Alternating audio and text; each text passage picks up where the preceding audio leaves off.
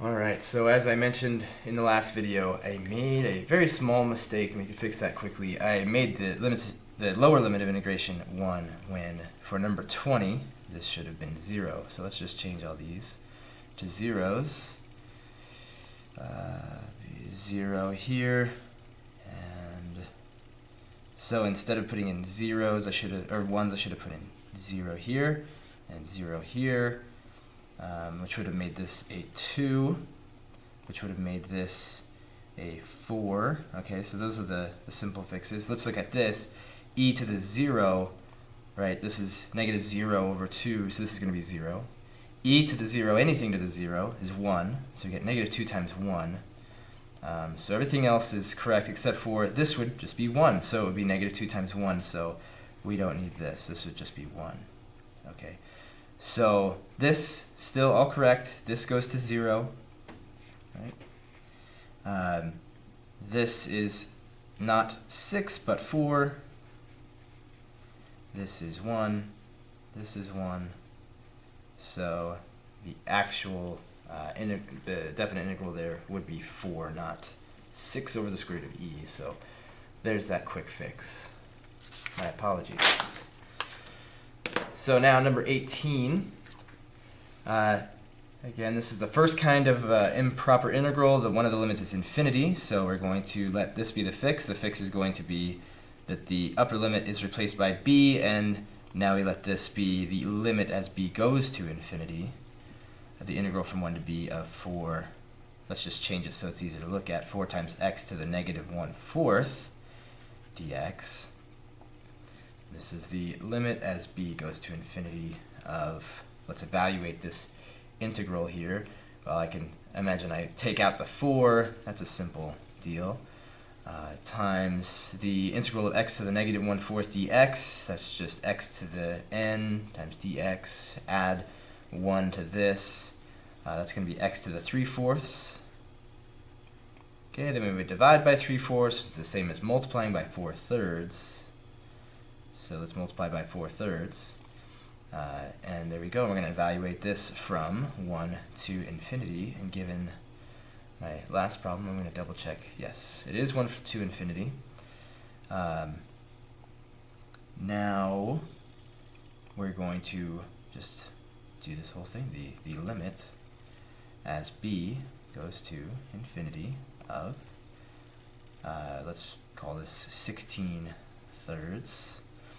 And this is going to be, of course I can, since there's no variables in this and it's times, it's multiplied here, I can just kind of take it out over here, factor it out in a sense, and then just do the limits with just this expression.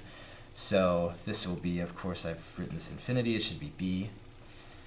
So b to the 3/4 minus 1 to the 3/4. What happens here?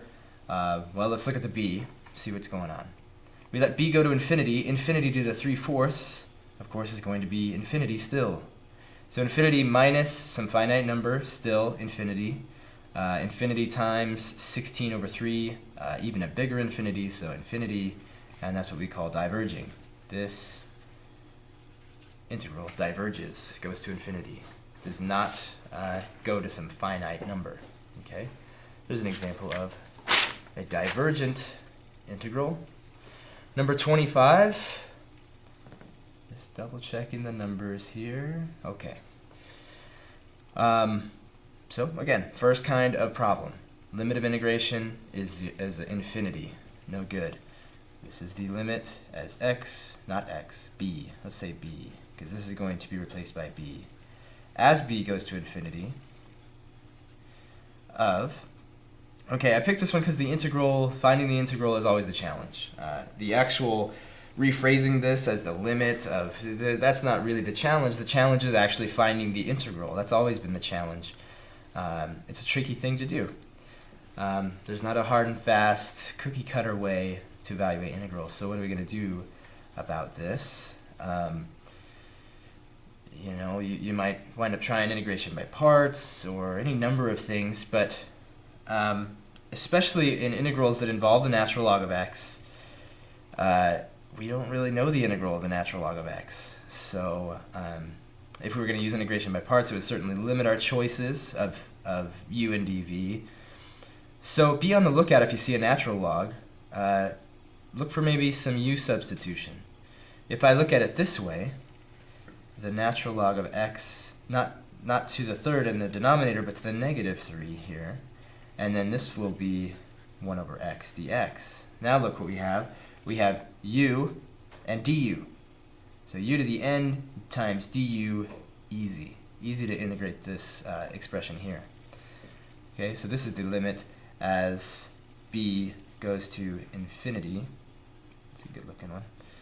Of this integral. So we just add 1 and divide by the new thing. So adding 1 would give us the natural log of x to the negative 2. Divide by negative 2, let's call it negative 1/2 there. So there's the integral. We're going to evaluate it from 4 to b. And then this will be the limit as b goes to infinity of negative 1/2 times, again this is a multiple, I'm just going to put it to the side to factor it out, and do the natural log of b to the negative 2 minus the natural log of 4 to the negative 2. Good. The limit as b goes to infinity of, let's clean this up a bit. Think about what's going on here. First of all, I'm going to think of it this way in my head, so I might as well just write it this way. This is a negative, so I'm going to put this in the denominator.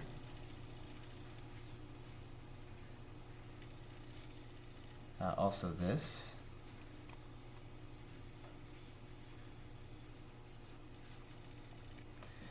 Let's see what happens here. We let b go to infinity. The natural log of infinity is going to be infinity. Remember, natural log of infinity. Okay, what is that asking?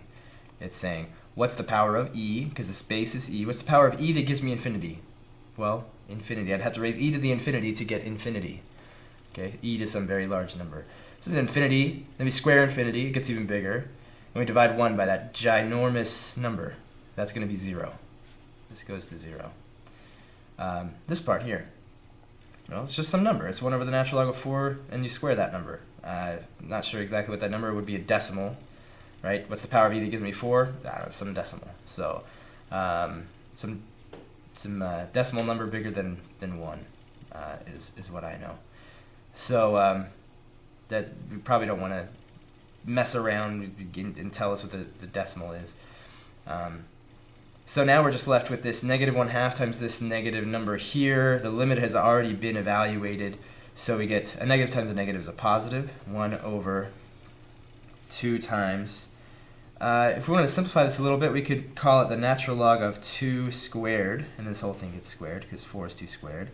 And this would be 1 over 2 by the property of logarithms, this exponent of this thing that the natural log is being taken of, if that makes sense. That comes down and becomes the coefficient of the natural log of 2. And now what is this? Is this 2? Can I do 2 times 2? Of course not, because it has to be squared first. So this is actually the number 4. So we have 4 times 2, that's 8, times the natural log of 2 squared. Okay, and of course we can't bring this 2 down here because this is squaring the entire expression, whereas this was squaring just the thing that we were evaluating the natural log of. Okay, so there was 25. Now 33. Okay, so the last few that we've been taking have had the first kind of problem, a limit at infinity or negative infinity, and this doesn't have that problem. What problem does it have? What's your problem? It is that if you were to take this limit of integration and put it down here, put it in for 1, you will find that you have this infinite discontinuity. It breaks its continuity and just shoots off to infinity. Right? It's going to be divided by an increasingly small number. Or sorry, not the 1. It's the 0. Put the 0 in there. That wouldn't make any sense. If I put the 0 in there is my problem. Okay. If I put a 0 in the denominator, as I put smaller and smaller and smaller numbers in the denominator, I get this, when I divide 1 by a small number, I get this huge number. Okay, so actually it breaks its continuity at 0, it comes down like this, okay? Hopefully I have confused you completely and thrown you off my trail. So here we go. What's the fix for that? What do we do about that? Well, we can't go to 0. We cannot plug 0 in. So let's approach 0, get really, really close. That's a limit. The limit as, let's call it a, since this typically is called a and this is b, as a goes to 0 of this integral from a to 1. And of 1 over x squared dx. All right. We should be able to evaluate this integral fairly easily, so I will just do that and call it negative 1 over x. We're going to evaluate that from a to 1. So the limit as a goes to 0 of negative 1 over 1, okay, that's this first part, minus a negative 1 over a. All right. So now let's evaluate the limit. Here's negative 1. Here's a negative 1 over a. What happens? Let's look inside the parentheses here. And to look inside there, let's look at 1 over a. So 1 over what? 0. Okay, and of course when we're talking about the limit, when we say 1 over 0 in limits, this is infinity. 1 over an incredibly small number is an incredibly large number. This makes it a negative incredibly large number. This negative would make it a positive incredibly large number, and then add or subtracting 1 from that would not affect it at all. So it's infinity. It goes to infinity. I was trying to think of some kind of a joke. I was thinking particularly Ghostbusters, but I couldn't make it work. So it goes to infinity. That's what we call diverging. It diverges. Okay? Let's see where time is. Let's take this one into the next video. Thanks for hanging with me this long. I'll see you in the next one.